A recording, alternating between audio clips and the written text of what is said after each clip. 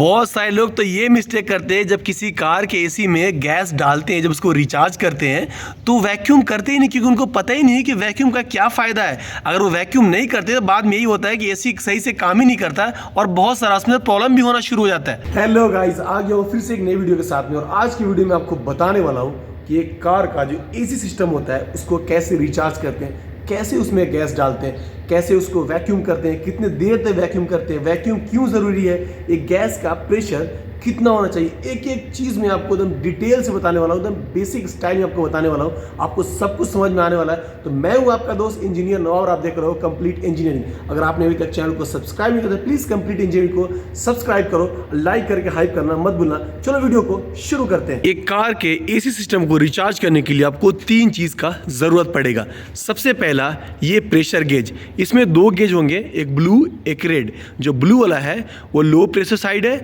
और जो रेड है वो हाई प्रेशर साइड है। और इसमें आपको तीन पोर्ट मिलता है, इसमें भी ब्लू, येलो और रेड आता है। जो ब्लू है वो आपका लो प्रेशर साइड के लिए है, जो येलो है इसको हम लोग बोलते हैं चार्ज पोर्ट, और जो रेड है उसको हम लोग बोलते हैं हाई प्रेशर पोर्ट। और दूसरा जरूरत पड़ेगा आपको रेफ्रिजरेंट का। देखो ये रेफ्रिजरेंट है, हम लोग गलत बोलते हैं, फ्रीऑन बोलते हैं, इसको हम लोग बोलते हैं रेफ्रिजरेंट। और रेफ्रिजरेंट एक कार में दो तरह का रेफ्रिजरेंट यूज होता है। पहला होता है R12 जो पुराने मॉडल के कार में यूज होता था, और अभी मॉडर्न कार में ये वाला यूज होता है R134A। ये एक रेफ्रिजरेंट का ये केमिकल नंबर है, ये इसका नाम नहीं है, इसका नाम होता है टेट्राफ्लोरोइथेन। तीसरा जरूरत पड़ने वाला है ये वैक्यूम पंप का। मेरे पास प्रोफेशनल वाला था जो अभी ख़राब हो चुका हुआ है, तो मैंने घर के एसी से एक वैक्यूम पंप बनाया है। आप प्रोफेशनल वाला यूज़ करो, बेटर होगा।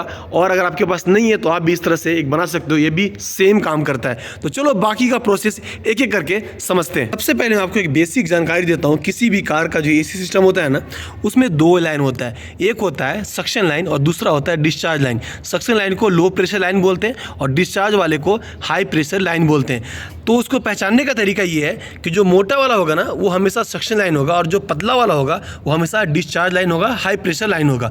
अगर तब भी आपको समझ में ना आए, देखना उसके ऊपर एक कैप लगा होता है इस पोर्ट के ऊपर में, तो उस पर L लिखा होगा, समझ जाना है कि ये आपका लो प्रेशर लाइन है। और जहाँ पे H लिखा होगा, ये देख रहे हो इस तरह से, उसको समझ जाना है कि ये हाई प्रेशर लाइन है। ये मैं आपको क्यों बता रहा हूँ, ताकि आपको बाकी का प्रोसेस समझने में आसानी होगा। अब बात करते हैं प्रोसेस की। तो प्रोसेस नंबर 1, सबसे पहले आपको करना पड़ेगा लीक टेस्ट। लीक टेस्ट क्यों करते हैं? अगर आपने एसी में कुछ काम किया है, हो सकता है कि आपने कंप्रेसर चेंज किया है या फिर प्रेशर का स्विच बदला है, तो जो आपने स्विच चेंज किया या फिर कोई और काम किया, तो हो सकता है कि जो आपका गैसकेट है वो प्रॉपर बैठा ना हो और वहाँ से लीक हो रहा हो, तो इसलिए आपको लीक टेस्ट करना पड़ता है। तो उसको कैसे करते हैं चलो बताते हैं। तो उसके लिए क्या करना पड़ेगा, सबसे पहले आपका जो रेफ्रिजरेंट का जो लाइन है उसमें आपको हवा भरना पड़ेगा। हवा कैसे भरना है? आपको हवा भरना है इसी वैक्यूम पंप की मदद से। दो लाइन होता है, एक हवा खींचता है और एक हवा फेंकता है। आप ये देख पा रहे हो, ये यहाँ से हवा ये फेंकता है। तो जहाँ से हवा आ रहा है आपको वहाँ पे ये पीले वाले पोर्ट को यहाँ पे इस तरह से टाइट करना है, और जो ब्लू वाला पोर्ट है उसको लेकर के आना ये लो प्रेशर साइड में, और क्विक फिट की मदद से इस तरह से आपको लगा देना है ब्लू वाले पोर्ट को। तो ये आपका हो गया येलो लाइन जो आपका वैक्यूम पंप की साइड में रहेगा, और जो ब्लू लाइन है वो आपका लो प्रेशर साइड में रहेगा। और उसके बाद क्या करना है, जो आपका लो प्रेशर साइड का ये वाल्व को आपको ओपन करना है, उसके बाद चालू करना है कंप्रेसर। तो ये मेरा अभी कंप्रेसर चालू हो चुका हुआ है, और ये देख रहे हो ये आपका रीडिंग बढ़ना शुरू हो जाएगा। तो आप प्रेशर रख सकते हो 110 PSI या फिर 120 PSI। रखने के बाद आपको इसको होल्ड करना है। तो मैंने इसके अंदर अभी भर दिया है हवा, और इसका प्रेशर मैंने रखा है 120 PSI।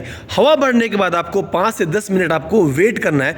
वेट करने के बाद आपको नोटिस करना है ये जो आपका प्रेशर है ये कहीं ड्रॉप तो नहीं हो रहा है। अगर ये प्रेशर कम हो रहा है तो समझ जाना है कहीं ना कहीं पे लीक है। तो आपको लीक टेस्ट के लिए क्या करना पड़ेगा, आपको इस तरह से सर्फ का या फिर किसी भी चीज़ का झाग बनाना है और सारे जॉइंट्स पे रख करके चेक करना है। तो जहाँ से लीक होगा वहाँ से आपका बबल निकलेगा, बुलबुला निकलेगा, उसको आपको ठीक करना है। ठीक करने के बाद आपको दोबारा से हवा भरना है और फिर उसी तरह से आपको चेक करना है। अगर इस टाइम आपका प्रॉब्लम ठीक हो गया होगा तो प्रेशर ड्रॉप नहीं होगा, और अगर प्रेशर ड्रॉप नहीं हो रहा है तो आपको आगे का काम शुरू करना है। अब आता है प्रोसेस नंबर 2। इस प्रोसेस में क्या करना है, आपको करना है इस पूरे एसी लाइन का वैक्यूम। ये वैक्यूम क्यों ज़रूरी है? आधे से ज़्यादा लोग तो यही मिस्टेक करते हैं कि जब गैस डालते हैं तो उसको वैक्यूम करते ही नहीं, क्योंकि उनको पता ही नहीं कि वैक्यूम का फ़ायदा क्या है। तो सबसे पहले ये जान लो कि वैक्यूम करना क्यों ज़रूरी है। किसी भी कार के एसी सिस्टम को वैक्यूम करने का 3 सबसे बड़ा फायदा है। सबसे पहला फायदा ये है कि आपको पता है जो हमारे इन्वायरमेंट है, जो हमारे वातावरण में जो हवा है, हवा के साथ में क्या होता है, नमी होता है। वो नमी कहाँ से आता है? वो नमी आता है वाटर वेपर से, मतलब जो पानी है जो भाप बन के निकलता है वो हवा के साथ में मिक्स होता है। यही हवा जो आपका एसी काम करता है, तो आपको पता है कि इसके एसी का जो रेफ्रिजरेंट है बहुत ठंडा होता है। तो रेफ्रिजरेंट तो कभी भी सॉलिड नहीं बनता, वो कभी फ्रीज नहीं होता, लेकिन जो आपका हवा के अंदर जो वाटर वेपर है वो आपका फ्रीज हो जाता है, वो आपका बन जाता है आइस। वो आइस क्या करता है, जो आपका जो रेफ्रिजरेंट है उसके फ्लो को ये कम करता है और आपका एसी काम करना बंद करता है। और दूसरा रीजन, जो आपका हवा है वो आपके रेफ्रिजरेंट के साथ में, आपके गैस के साथ में वो मिक्स हो जाएगा, जिसकी वजह से जो आपका रेफ्रिजरेंट है अच्छे से परफॉर्म नहीं हो पाएगा, जिसकी वजह से का जो कूलिंग परफॉर्मेंस है वो कम हो जाता है। इसकी वजह से हमको करना पड़ता है वैक्यूम। रीजन नंबर 3, आपके हवा के साथ में मॉइस्चर के साथ साथ उसमें होता है ऑक्सीजन।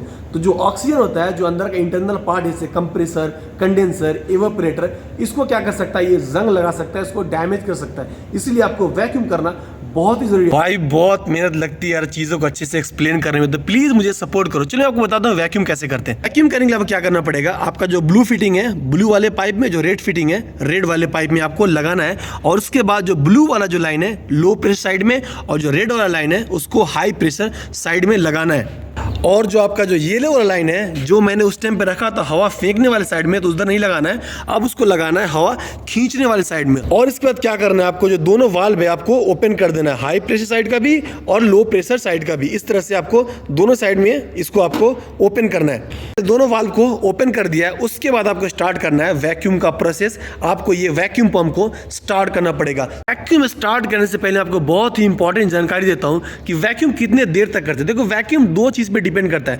पहला कि आपका जो एसी सिस्टम है वो कितना बड़ा है। अगर ये वैक्यूम आप किसी कार में कर रहे हो तो आप 30 मिनट तक कर सकते हो। अगर यही वैक्यूम किसी ट्रक में या फिर किसी और भी गाड़ी में कर रहे हो जो बड़ा एसी सिस्टम है, तो आप उसको 45 मिनट तक कर सकते हो। और दूसरा चीज डिपेंड करता है ह्यूमिडिटी पे। अगर आपका ह्यूमिडिटी ज्यादा है तो आप वैक्यूम का 5 मिनट टाइम और भी बढ़ा सकते हो। तो चलो वैक्यूम को शुरू करते हैं।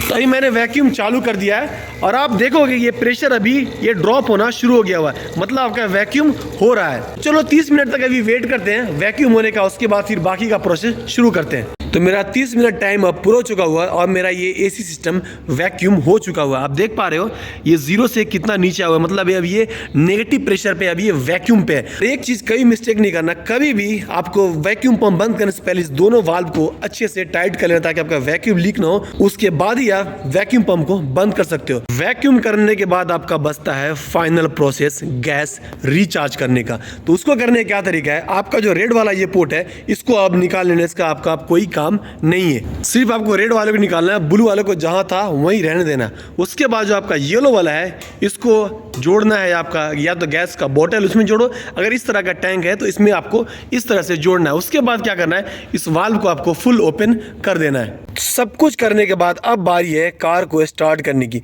तो स्टार्ट करने के बाद क्या करना है आपको, जैसे ही कार स्टार्ट हो जाएगा तो आपका ये ब्लोअर है जो आपका पंखा है उसको ऑन करना है। साथ ही साथ ये जो स्विच है जो एसी कंप्रेसर का है उसको भी आपको ऑन करना है। तो चलो इसको फटाफट स्टार्ट करते हैं। स्टार्ट करने के बाद मैंने क्या किया, अभी मैंने इसको ऑन कर दिया, साथ ही साथ ये आपका जो एसी वाला बटन है इसको ही मैंने प्रेस कर दिया है। सब कुछ करने के बाद अब बारी है इस वाल्व को ओपन, सिर्फ आपको ब्लू वाला वाल्व भी आपको ओपन करना है। तो आपको इस तरह से मैंने वाल्व को ओपन कर दिया है और ओपन करने के बाद आपको क्लोज करना है। क्लोज करने के बाद आपको थोड़ा सा वेट करना है। जैसे ही रेफ्रिजरेंट का मिनिमम प्रेशर पूरा होगा और आपका कंप्रेसर चलना शुरू हो जाएगा और उसके बाद आपका ये जो गेज है वो नीचे आ जाएगा, तो समझ जाने का आप कंप्रेसर चलने लगा। देख रहे हो अभी ये गेज नीचे आ गया हुआ है, इसका मतलब मेरा कंप्रेसर चलना शुरू हो गया हुआ है। किसी भी एसी सिस्टम में जो रेफ्रिजरेंट का सक्शन प्रेशर होता है वो 40 PSI से लेकर के 55 PSI तक होता है। ये डिपेंड करता है कि आपके बाहर का टेम्परेचर कितना है। अगर टेम्परेचर ज्यादा है थोड़ा प्रेशर ज्यादा रख सकते हो, अगर टेम्परेचर कम है तो थोड़ा प्रेशर आप कम रख सकते हो। वो क्या करना है, आप थोड़ा सा वाल्व ओपन करना है थोड़ी देर के लिए, फिर आपको क्लोज करना है,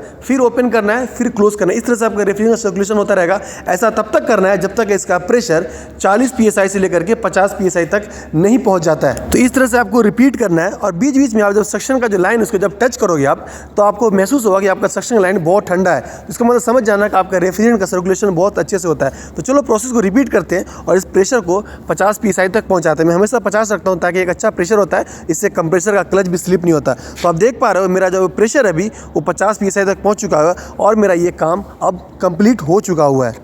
तो ये प्रोसेस होता है एक कार के एसी सिस्टम को चार्ज करने का। सब कुछ हो जाने के बाद आपको सबसे पहले ये वाल्व को बंद करना है, उसके बाद आप यहाँ से इस फिटिंग को निकाल सकते हो और आपका ये चीज़ रेडी हो गया। कभी भी आपने एसी सिस्टम को ओवर चार्ज नहीं करना, 55 PSI से ऊपर मत जाने देना, नहीं तो आपका जो क्लच है ना ये ओवरलोड होगा और ये स्लिप होना शुरू हो जाएगा। और जिनको नहीं पता कि ये क्लच और किन किन कारण स्लिप होता है तो मैं वीडियो का लिंक डिस्क्रिप्शन डाल दूंगा, आप उसे चेकआउट कर लेना। और ये भी डाल दूंगा कि एसी कंप्रेसर क्लच कैसे काम करता है और इसके अंदर कौन कौन से पार्ट्स लगे होते हैं। तो उम्मीद करता हूँ वीडियो अच्छी लगे तो प्लीज़ चैनल को सब्सक्राइब कर, लाइक करके हाइप करना मत भूलना। चलो मिलते हैं नेक्स्ट वीडियो में।